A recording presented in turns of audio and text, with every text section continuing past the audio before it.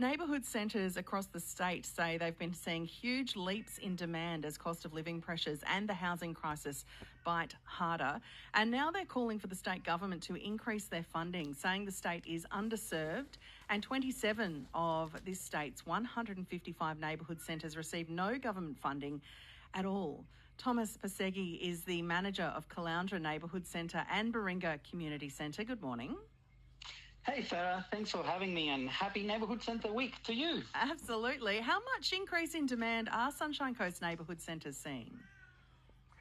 I don't have exact figures, but certainly it's been increasing, and it's not just the demand in the amount of people accessing our services and coming through our front doors, but it's the complexity of what they're asking us for. And the level of sort of crisis they're coming in, and that's what really has a big impact. So it's both, it's the demand, but the level of skill and expertise we need to have to respond.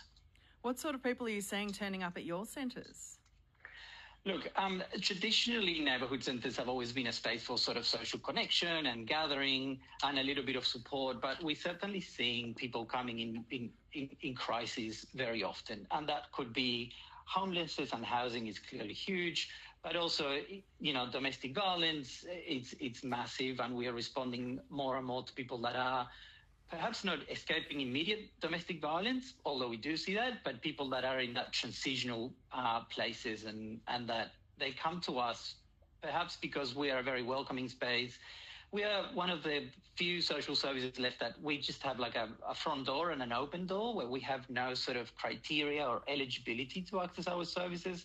So a lot of that, as well as the other, people that might have children with school refusal, refugees or migrants who are unsure about the visa status. So it's really a range of people that access neighbourhood centres. And really increasing at the moment from the sounds of it. Has the funding for neighbourhood centres on the Sunshine Coast increased to meet that demand?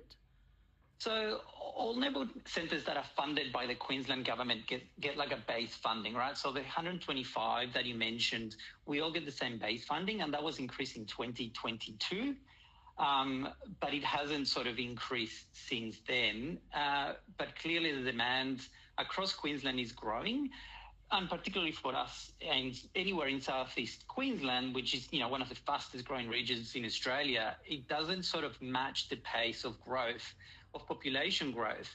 And it's interesting, you were just mentioning around the rail line and the increased roads, and that the Caloundra Road is a car park, and really all we're asking is that the social infrastructure has to match the built infrastructure, because referrals to psychologist assessments, referrals to counsellors, housing, there's a huge car park there in those waiting lists, and that's where then we end up dealing with. So of course we're certainly asking for an increase in resources for neighbourhood centres, but it's also understanding that those social issues we are dealing with ourselves, because other services are also under-resourced to deal with that.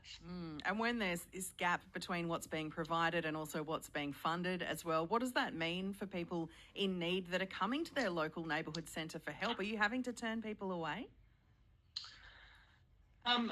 Neighbourhood centres, we've always been a very sort of generalist, catching people that fall through the gaps. But really what we want to do is provide a welcoming space, provide a point of referral, perhaps help someone who doesn't know where to go. Neighbourhood centres have always traditionally been the place to go when you don't know where to go. So we can help with that navigation, explaining how the system works. Often we make a referral to an agency and someone will come back and say, hey, they have a 6-month wait list. So again, it's that complexity of how to deal with that.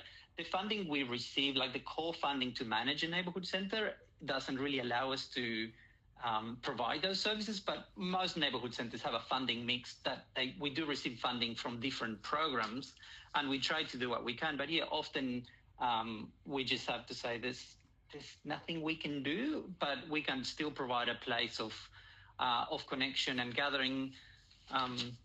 Sometimes that is all we can provide, and sometimes that's enough. But yes, often we are sort of holding space for other organisations or for other kind of service, more specialised service providers. So what exactly do you need from the state government? What sort of funding increase is needed for our local neighbourhood centres? So there's like a statewide ask of the state government of around $7 million, and that's for a number of things. So that's increasing the number of sites across the Queensland. So, Queensland, we're the second largest state, but we're the most, spread out state. And we only have 125 funded neighbourhood centres.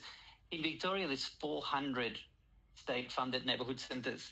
So really, we want to make sure we can stretch our footprint in terms of neighbourhood centres. We also want to have resources in terms of the training, induction, and implementation of this neighbourhood centre program, which is a very unique way of working, managing neighbourhood centres and the type of offerings we have. And then it's just resources in terms of that training, that expansion, and supporting neighbourhood centres to attend conferences, reach out more regionally, more rural places. Again, 125 is very difficult to spread across Queensland. But then the training and support for the sector, it's also extremely important.